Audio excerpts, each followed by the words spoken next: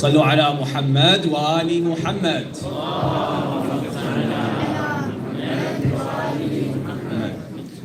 Assalamu alaikum, brothers and sisters.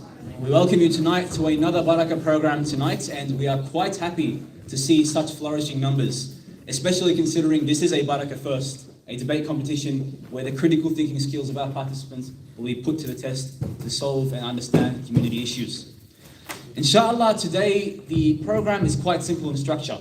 A Quranic recitation, followed by the debate competition itself and voting, and then after that we'll have some pizza. Regarding the specifics of the debate competition, we'll be explaining that right after the Quran recitation. So without further ado, let us welcome Brother Muhammad Rida Ziyara of Dar Imam Hassan al-Askari with a loud salawat ala Muhammad wa ali Muhammad.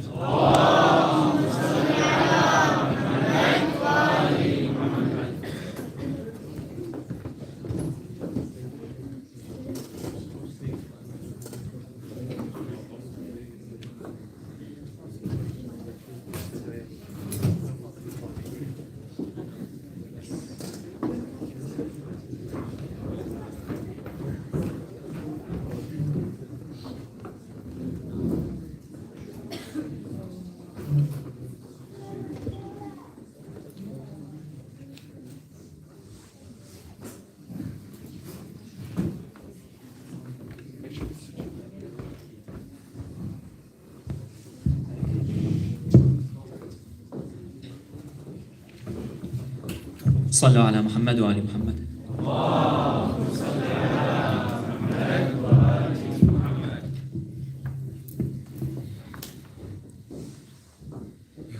أعوذ بالله من الشيطان الرجيم. بسم الله الرحمن الرحيم. أتى أمر الله فلا تستعجلوه سبحانه وتعالى عما يشركون. ينزل الملائكة بالروح من أمره على من يشاء من عباده أن أنذروا أنه لا إله إلا أنا فاتقون. خلق السماوات والأرض بالحق تعالى عما يشركون. خلق الإنسان من نطفة فإذا هو خصيم مبين. والأنعام خلقها لكم فيها دفء ومنافع ومنها تأكلون ولكم فيها جمال حين تريحون وحين تسرحون.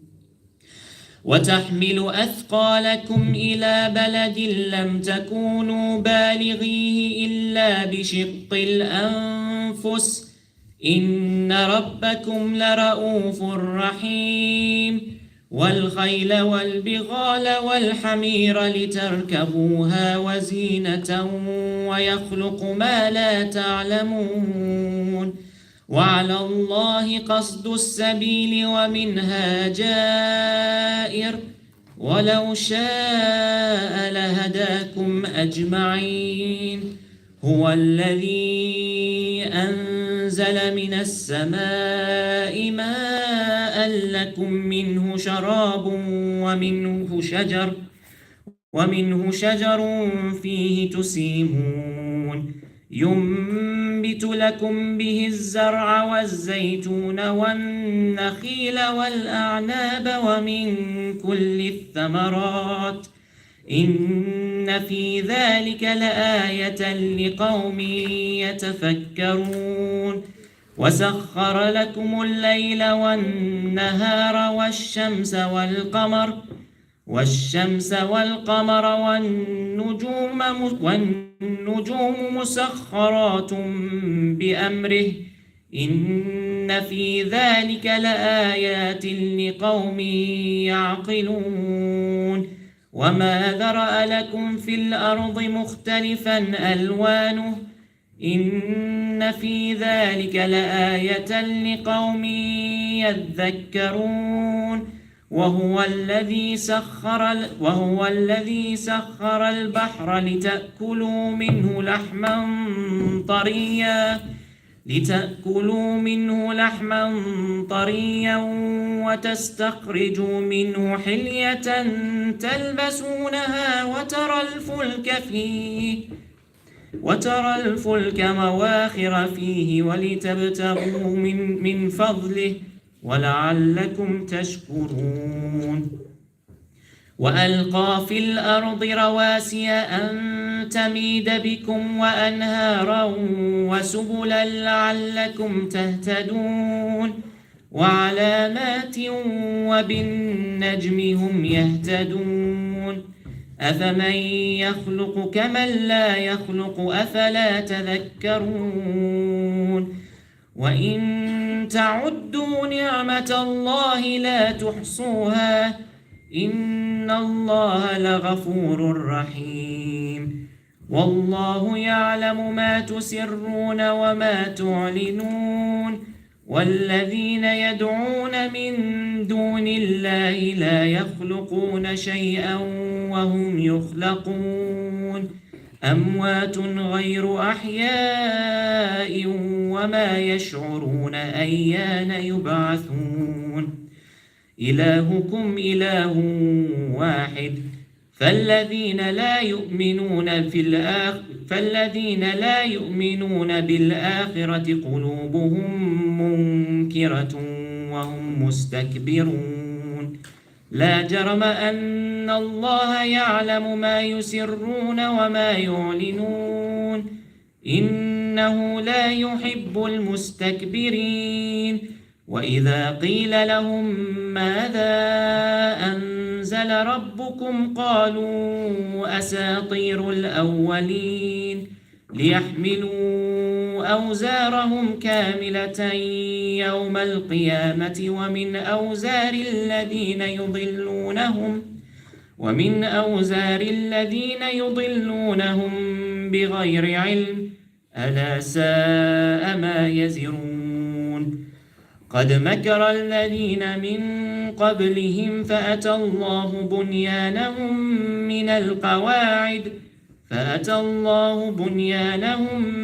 من القواعد فخر عليهم السقف من فوقهم وأتاهم العذاب من حيث لا يشعرون صدق الله العلي العظيم.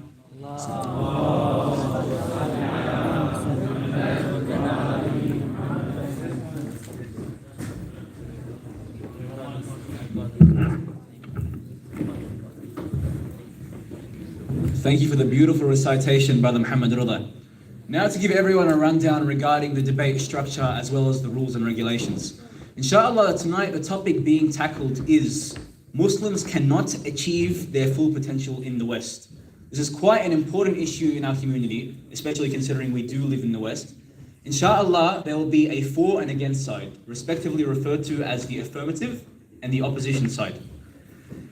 A disclaimer though, the arguments put forth by each of these sides do not necessarily reflect their own views. They didn't choose whether they are affirmative or opposing this topic specifically.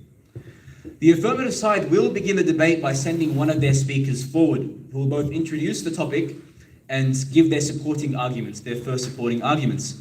Following this, the opposition team will go forward and give their arguments, as well as an extra little take, which is a rebuttal. So they will refute some of the arguments being put forth by the other side.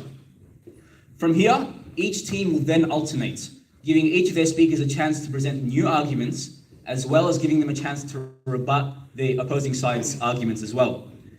Inshallah, after that, you will all have an opportunity to vote based off who you thought was the better team. The three criteria that we will use for this are which team had better quality arguments to support their viewpoints, as well as which team had the better rebuttals for the opposing side's arguments, and finally, which team had the better style of communication. There will be a link positioned on the screen at the time where you'll be able to put forth your votes. After this, we will announce the winner, who will receive a custom trophy designed by Shia-run company Design Studio 12. Design Studio 12 have kindly sponsored this program, and if you're looking for any form of art and design inspired by the Ahlul Bayt, then I highly encourage you guys to check this out, both to meet the criteria of your artistic tastes, as well as support a good brother in our community. Inshallah, check out their Instagram page at designstudio.12. So without further ado, let us welcome the teams. For the affirmative side, we have the wisdom itself, team Al-Hikma, which comprises of Rafa Al-Khazraji, Noor Jabour, and Ali Aboud. On the opposing side, we have the strangers, whose team name is inspired by the hadith of Imam Ja'far Sadiq. Islam has begun strange and will return strange as it has begun. Blessed are those strangers. So here we have Ja'far Al-Khulayfi, we have Hassanan Al-Isa, and we have Aqil, brother Aqil. So salawat ala Muhammad wa ali Muhammad for our beautiful contestants.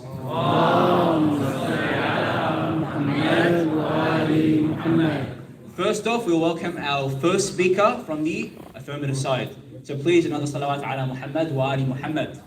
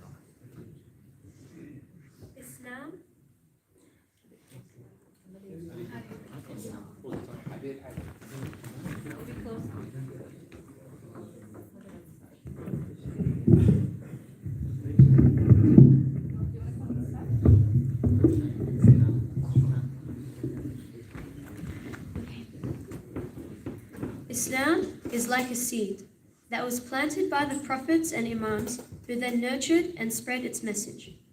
That seed would then grow to become a tree, and its branches would reach Mecca, Medina, the Middle East, along with parts of Asia and Spain. But the problem is that the tree's branches haven't reached the West or the so-called first world countries. You see, the only representations of Islam in the West would be a chopped branch. And yet, we are still being born, raised, and continuing to work in these countries, but are we really achieving our full Islamic potential? Good evening. My name is Noor, and tonight with Rafa and Ali, we as the affirmative team will be arguing that you cannot achieve your full religious potential in the West. Firstly, we would like to define what achieving a full potential means. There is a difference between living and thriving. And in this country, there is no such thing as thriving Islamically, and I'll tell you why. I'll begin with presenting 3 supporting arguments. Firstly, haram things are becoming a norm to us. We are exposed to so much on a daily basis that we start to consider it a normal and acceptable behavior.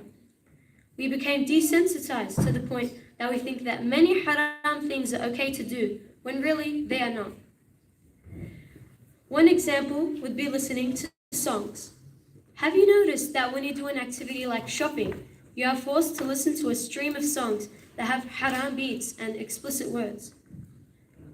As evidence, in Surah Luqman, in the ayah that says, "But among men there are some who spend their time in ill-speaking only to divert people away from the path of God." Imam Sadiq alayhi salam explained this verse, saying that ill-speaking is one of the things that Allah has threatened to punish with the fire. Ill-speaking as in songs. This example extends to what is really haram in our finances, our dress code, and yet we are desensitized to it. Now, to my second point. It is becoming increasingly difficult for us to exercise basic Muslim practices to thrive Islamically. There are many examples of this. For instance, finding a place to pray in a corporate office, celebrating Eid, and fasting Ramadan. Yes, you may be able to squeeze in a 2-minute prayer here and there, but is that really what it's meant to be? You tell me. In addition to this, the increase of Islamophobia around the world makes it hard to identify as a Muslim and practice freely. The Islamophobia Register of Australia found that there was a noticeable spike in the abuse endured by Australian Muslims after the Christchurch terror attacks. In fact, reports of Islamophobia quadrupled after the attack. I repeat, quadrupled. It's harrowing to think that after 50 Muslims were murdered in one of the deadliest attacks in New Zealand's history, Muslims became even greater targets. And I cannot begin to explain how psychologically damaging that is on a number of fronts. My third point is about integration with the larger Australian society. To reach our full potential and as part of our daily lives through work and socializing, we need to interact with other social groups. This means that in many cases we have to attend work or social events that are in contradiction with core Islamic values. For example, events of serving alcohol and inappropriate gender mixing. Many of these events do not take our cultural and religious diversity in account. Not only that, but you end up needing to learn about celebrities, trending songs, films, drinking, and gambling to be able to have a decent conversation. A good example is handshakes. Can you tell me what you would do when you are welcomed with a handshake by the opposite gender at your ideal job interview? So, ladies and gentlemen, while I have only covered the basics, we have not even touched on other hot topics like observing hijab, parenting struggles, schooling struggles, work struggles, women's roles in the systems, and many more. As I have covered endless points, arguments, and evidence, I am certain that you can agree with me that we as Muslims cannot achieve our full religious potential in the West. Thank you. Can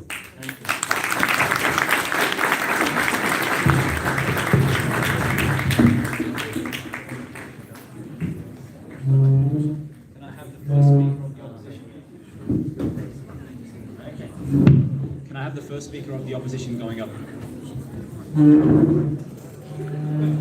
صلوا على محمد وآل محمد.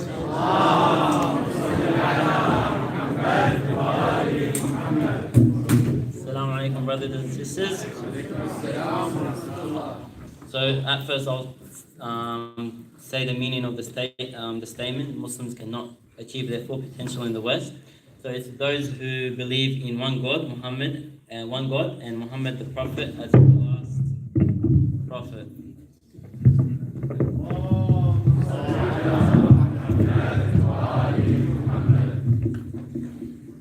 Okay, I'll start again.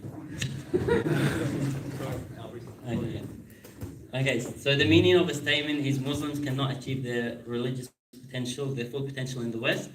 Those who believe in one God, then Muhammad the Prophet as the final messenger of God, they cannot become their best versions of themselves in the eye of the Almighty God by residing in Western civilizations like Europe or any other countries that hold European values. So, the statement says that Muslims cannot achieve their full religious potential in the West, and we will be the opposition of this proposition that we agree that Muslims can achieve their full potential in the West. Today, as the first speaker, I'll be talking to you about the logical implications of taking the opposition view and why it would lead to fundamental theological issues. The second speaker, Hassanin, he will be presenting some religious evidence. All right, sorry. Okay, let's start with the statement. So Muslims cannot achieve their full potential in the West. The statement is broad.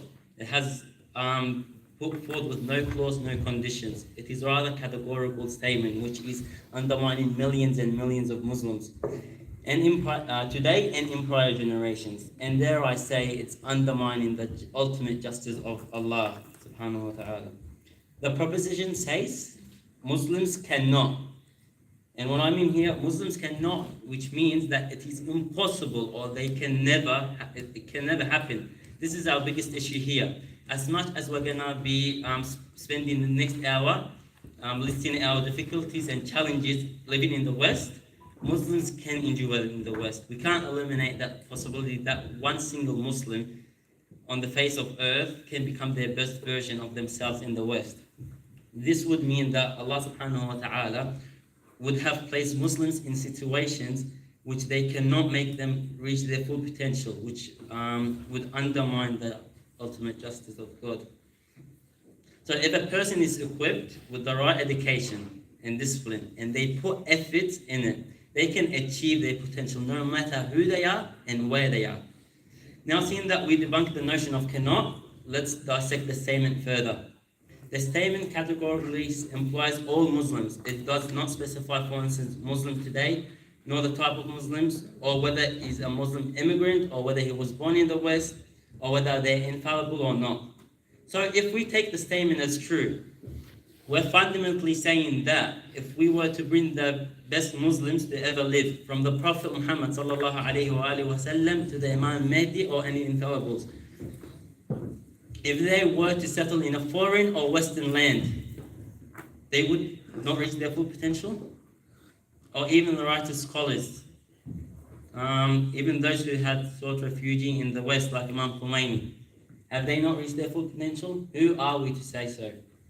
Let's move on to the next part of the statement. So in order for us to understand the possibility that Muslims can reach full potential, we must understand the extent of the phrase of full potential.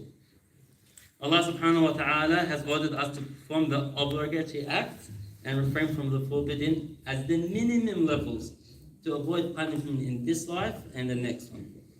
Because of this, we have to set a standard for the idea of full potential to be such a level that we would refrain from all sins and performing all obligations. Otherwise, if our full potential is to any level below that, then we would be worthy of punishment based on situations out of control. And again, I would say that would undermine the justice of Allah subhanahu wa ta'ala. Because if Allah subhanahu wa ta'ala was to ever punish, it would be for our wrongdoings we do out for our choice, not out of conclusions. Whenever we sin, it's because we have the choice to do so. Therefore, our full potential is nothing but a series of choices that we make in our life. These choices can become hard in the West. We agree with that.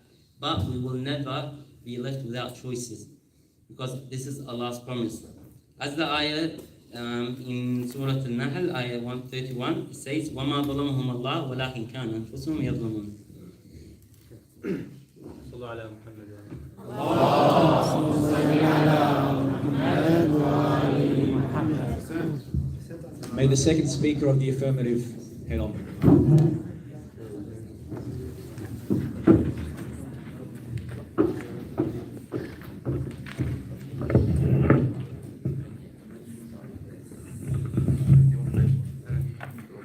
Good evening, brothers and sisters. Tonight, we, the affirmative team, have started to convince you that Muslims cannot achieve their full potential in the Western world.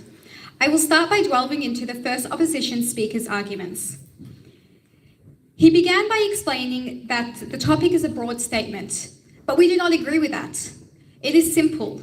We are arguing today that we cannot achieve our full potential. Throughout our arguments today, you will see what our full potential means, incorporating many aspects that just do not involve what the opposition has stated. If we want to achieve our full potential, we would have to compromise on many things, but that is not something we agree with. My opposition stated that we have imams who have migrated to the West, but are we comparing ourselves to imams? The situation that we currently live in does not compare to our imams. They grew up in a different environment and they had foundations that were different that we can not compare to today. Western society has changed. The Western world is different to where our imams have migrated from and to. Now to move on to my arguments. Tonight in this room, we may be accepted. We accept each other as practicing Muslims, but outside of these doors, can we say that we are truly accepted? I want to start with our path into this country. This is where the lack of acceptance begins. While some of us may have been born here, most Australian Muslims are migrants. Immigration into Australia and similar Western countries has been difficult. The acceptance of Muslims compared to non-Muslims is substantially different. The White Australia policy, which effectively banned any non-European from entering the country, was eradicated on paper in 1901. I say on paper because it is still happening today, just undercover. Take a country like Iraq. More than 95% 95% of its population are Muslims, while only 29% of the Iraqis accepted into Australia are Iraqi Muslims. They only accepted 37% of Syrian Muslims and 31% of Lebanese Muslims. Do you not see the pattern here? We are trying to practice our religion in a society that does not want us here. When ISIS invaded Iraq and they tried to cleanse Iraq of its Shia population, were we welcomed here, or were entire families of Christian Iraqis welcomed here? 1.5% of Australians are Muslims, yet the Islamophobia is high. Leave the big cities and see how you are treated. See how you will be accepted. And Australia isn't even the worst of the Western world. We lag behind America and Europe, but always tend to follow their lead. Look at America's immigration. When in the 21st century, we have Trump imposing a Muslim ban in America, not only affecting the immigration of any dual citizen into the country, but those currently residing there. Let's go to education. Our Prophet Muhammad instructed us to seek knowledge from the cradle to the grave. France doesn't allow you to do that. You can't get higher education if you wear the hijab. You can freely wear a beanie to class or a fashion scarf, but if you call it a hijab, you'll be stopped at the door. France doesn't want practicing Muslims in their society. They want to stop us from having higher education. Education is what allows us to progress and grow as societal members and as Muslims. Let's talk politics. The French President's Party withdrew support for one of its candidates after she wore a headscarf in a campaign poster. They said, and I quote, "Wearing religious symbols on a campaign document is not compatible with our values." Brothers and sisters, Western society does not want full potential Muslims on a systemic level. They make it hard for anyone with a Muslim label to come here out of fear that we will not assimilate. That we will keep our extremist values. How do we become full potential Muslims in countries that do not allow us and do not want us to practice our religion? This brings me to my second argument tonight, and that is Western society will accept someone identifying as Muslim if they compromise and give up on their idea of being a full potential Muslim. Let's go back to my previous example. The ruling party of France issued, and I quote, "Either these candidates change their photo or the party will withdraw its support." Take off your hijab and you can be a candidate. Take off your hijab and you can be in politics. Take off your hijab and you are welcome in university. In the US, Ilhan Omar, a Muslim politician, openly supported Pride Month. She's welcomed into politics, but at what cost? Praying, wearing hijab are just surface level of Islam. As Muslims, one of our main obligations is to enjoin good and forbid evil. This is from our Furu al-Din. It is a fundamental act of worship. The same as we are required to pray and attend Hajj, we are required to speak when there is injustice and speak up against what God has forbidden. We speak about the freedom of speech that we supposedly have in Australia, but it is very limited. It is limited to only what the Western society agrees with, and in a Western world, we will never be in charge and speak of what our religion tells us. Try sharing your opinion about LGBTQ and see how long you will continue to be accepted. Rugby player Fallu was sacked from the Australian Wallabies over religious comments on his personal social media accounts. When a top rugby player is fired over anti-gay posts on social media, do you think Muslims can speak out about their forbidden acts? Are we not as Muslims encouraged to be a part of the society we live in? Should we not grow as individuals, be involved in politics and fight for our beliefs? Should we not be seeking out education and spreading our knowledge? Islam doesn't tell us to sit at home and not be a part of society. But in the Western world, you have two choices. Either give up some Islamic values and assimilate to be welcomed, or remain a full potential or extremist Muslim and you will be marginalized. Thank you.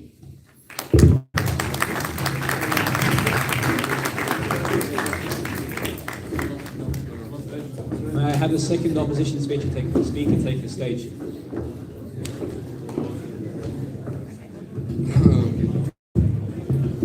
Assalamu alaikum, brothers and sisters. صلوا على محمد وآل محمد.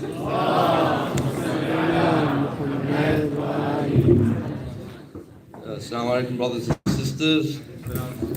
Today we're referring to the Quranic perspective on the migration and using this to support our arguments that the Muslims are able to achieve their full potential in the West. Alright. In Surah An-Nisa, ayah 97, it says, Bismillah ar-Rahman ar-Rahim, إن الذين توفاهم الملائكة ظالمين أنفسهم قالوا فيما كنتم قالوا قالوا كنا مستضعفين في الأرض قالوا ألم تكن الأرض الله واسعة فتهاجرون فيها. When the angel sees the souls of those who have wronged themselves, scolding them, what do you think you are doing? They will reply, we were obsessed in the land. The angels will respond, was Allah's earth not spacious enough for you to migrate? In this verse, Allah orders the angels to say to the wrongdoers that they had the option of migrating to other lands in Allah's spacious earth, such that they will be able to refrain from committing the sins they've committed. If those individuals were unable to reach full potential in those lands, why would God encourage them to migrate? Does that not undermine the justice of God?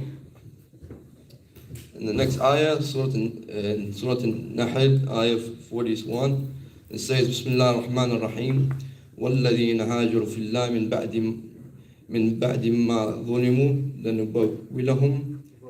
لَنُبَوِّئَنَّهُمْ فِي الدُّنْيَا حَسَنَةً وَلَأَجْرُ الْآخِرَةِ أَكْبَرُ لَوْ كَانُوا يَعْلَمُونَ. As for those who have migrated for the sake of Allah after enduring persecution, we shall certainly grant them a good life in this world, and surely reward them in the hereafter is much greater.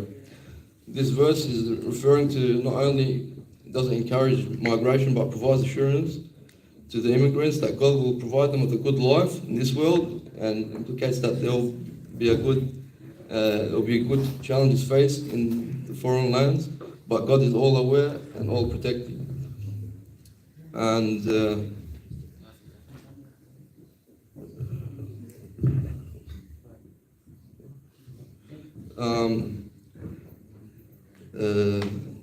only need to be we only need to be accepted by God. Why do we need to be accepted by people?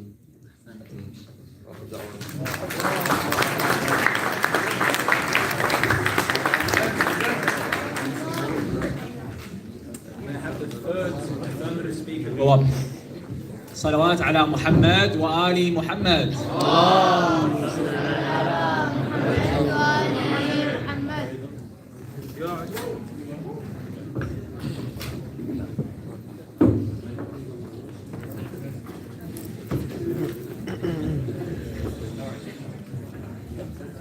Assalamu alaikum. Brothers and sisters, I am the third speaker for the affirmative team, and I will be rebutting all the arguments made that we can reach our full religious potential in the West.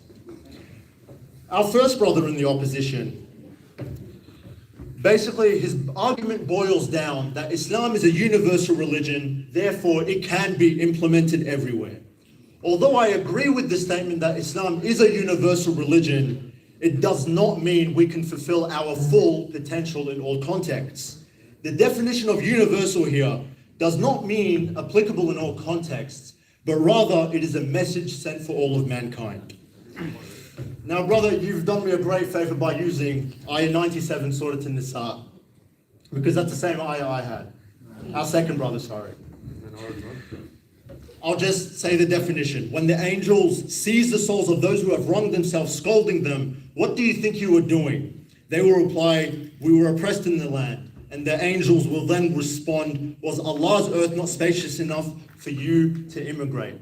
This does not by any means justify immigration to the West. Because as our second sister for the affirmative team put it, Islam is not just a superficial religion where we fast once 1 month a year, where we pray 5 times a day. No, Nahiya al-Munkar and enjoining good is pivotal in our religion. Also, it's interesting that in our fiqh, it is not permissible for the Muslim to settle amongst the mushrikeen if he is unable to practice his religion fully or partially. Practice here doesn't just mean praying or fasting, but it also means fulfilling all the other things that God has obligated. I can use 2 examples of our beloved prophets. Prophet Musa alayhi salam fled Egypt and was ordered to flee Egypt. But he didn't go to a place settled by mushrikeen. No. Instead, he went, settled his own land. Our own beloved Prophet Muhammad, salawat.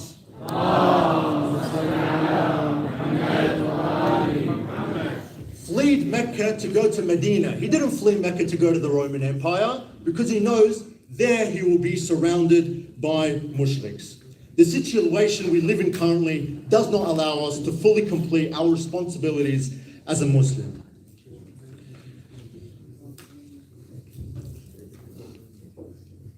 Another argument that our brothers here proposed is we were forced to migrate here. Our parents were forced to migrate here because of the unsafe circumstances. But going back to the fiqh law I mentioned, people and Muslims are allowed to migrate if they were living in unsafe conditions. But that doesn't mean their actions were fully positive. Although I am grateful to my parents, and I'm sure we all are, they came to the safe country and they gave us a childhood free from thinking about danger. However, as I say this, all actions have a downside, and this downside does not allow us to reach our full religious potential.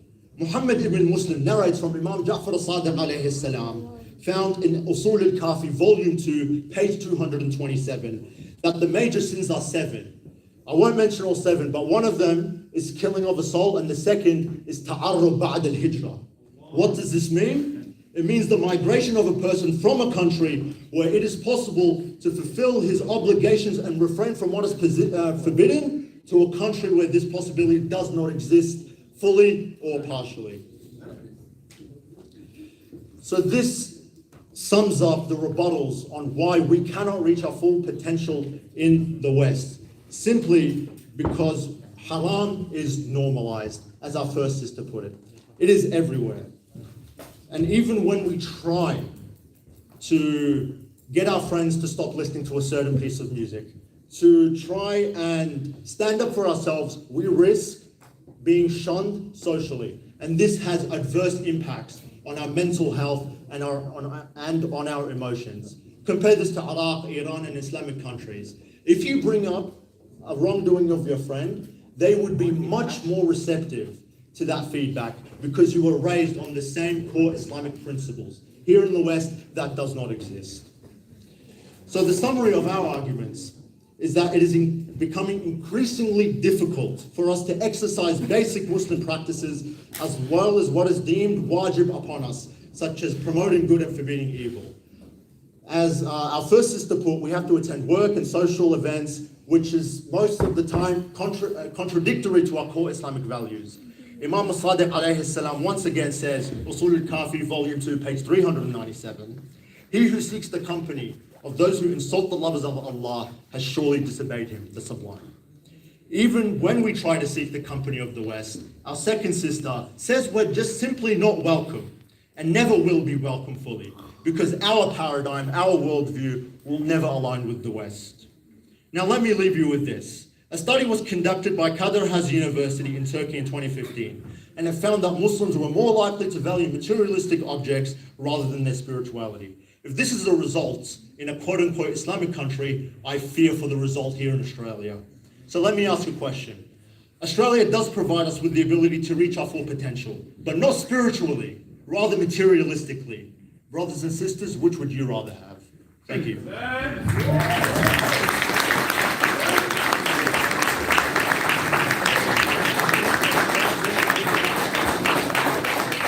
صلوا على محمد وآل محمد.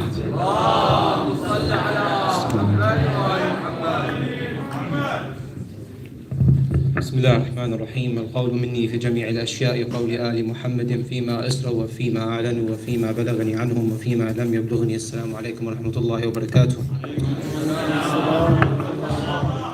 In continuation of the brother's arguments on the likelihood of reaching our full potential in the West, I would like to say to the opposition team, in continuation of Aqeed's point, Aqeed made a point which he hasn't elaborated on due to time constraints. Aqeed said that any person, no matter where they are and who they are, can reach their full potential. Now that is based on an underlying truth that I would like to put forward today. And that underlying truth is that God subhanahu wa ta'ala has placed in mankind the ability to defy the circumstances that they're in. I'll repeat it again to make it clear. God has placed in mankind the ability to defy the circumstances they're in. Now this is based on a Quranic principle, based on an ayah, rather, if you like, a common or recurring theme in the Quran that I'm sure all of you have heard. And that is, Bismillah ar-Rahman ar-Rahim, لَا يُكَلِّفُ اللَّهُ نَفْسًا إِلَّا وُسْعَهَا. Allah does never ever burdens a soul beyond that which it cannot bear. Now, if we say that Muslims can never achieve their full potential in the West, we are stating, or we are implying, that the corruption in the West has become prevalent to an extent that has burdened us beyond that which we can bear. And that is a direct nullification of the divine promise. Number one. Number two, Brother Ali here talked about at-ta'arrubu ba'da al-hijrah, which is losing your Islamic values after migrating, which, as he stated, is indeed haram. And that at surface level may seem like a massive point to them in terms of the arguments. However, if we look at our major fuqaha, Ayatollah al-Uzma Sayyid Ali Sistani, hafidhahullah, he obviously expands on this, being a faqih. We can't read a hadith plainly and interpret fiqh laws. So if you look at Sayyid Sistani, he has an entire book called A Code of Practice for Muslims in the West, Fiqh al-Mutagharribin. And in this book, he talks about the methods in which you can resist at-ta'arrubu ba'da al-hijrah, which means that it is definitely possible. Sayyid Sistani coins the term spiritual immunization. Spiritual immunization. What does this mean? It means you are able to be immune to the corruption that could be prevalent amongst us today. And we can sit here and we can talk about the marginalization and oppression and racism and discrimination that we face and we will increasingly face till we die. Talking of oppression, martyrdom is something we haven't touched on today. There is no better way to reach our full potential but martyrdom. And the sister he mentioned, the massacre in in New Zealand, in Christchurch a couple of years ago, that is anything but an argument for them, because those 51 were martyrs, and that is indeed full potential. And the second point, if we look at the flip side, obviously increasingly in the West, things have become much more difficult. Certainly, the rise of mass media and corruption and the access to the resources has made it difficult for us. But we have to look at the flip side. Allah subhanahu wa ta'ala says, لا يكلف الله نفسا إلا وسعها. Allah is absolutely aware of anything going on in terms of corruption and anti-Islamic values. But Allah has given us a promise. He will not burden us with what we cannot bear. So, if we look at the flip side of the rise of technology and mass media, today, in this day and age, and especially in the Western world, there has never been such access of a plethora of books, scholars, mentors, guides, institutes, and teachers, and I can go on and on lectures available online in abundance to educate yourself and discipline yourself and enlighten yourself to put the effort in, as Aqil said, to reach your potential no matter who you are and where you are. Let me go on the front foot for a second. I'm going to put something a bit controversial forward, but I want to say that we actually have unique opportunities in the West to reach our potential that doesn't exist in non-Islamic countries, in Islamic countries. Prophet Muhammad sallallahu alayhi wa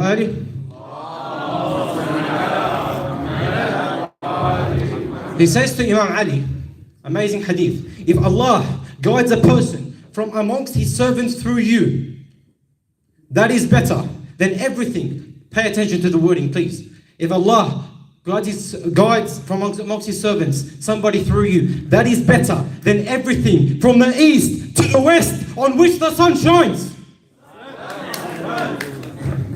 And that is referring to the principle of guiding an individual through you. Now, statistically speaking, you are incredibly much more likely to encounter an individual from a non-Islamic faith, and you will potentially guide them in a Western country.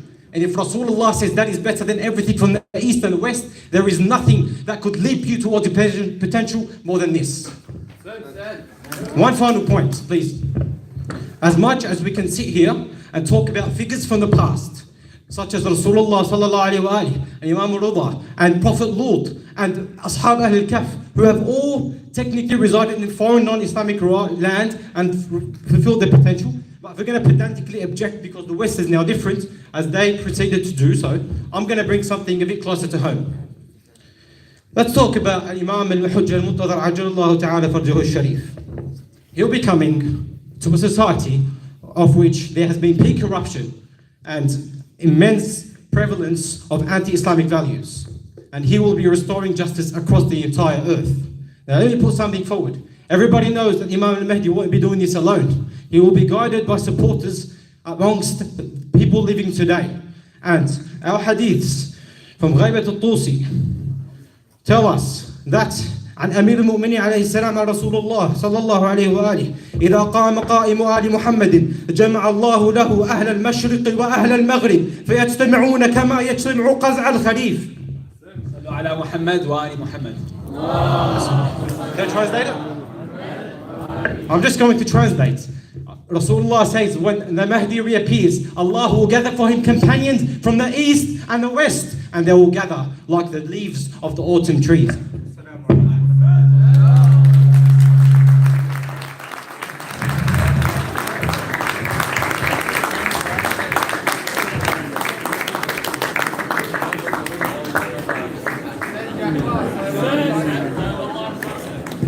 صلوا على محمد وآل محمد.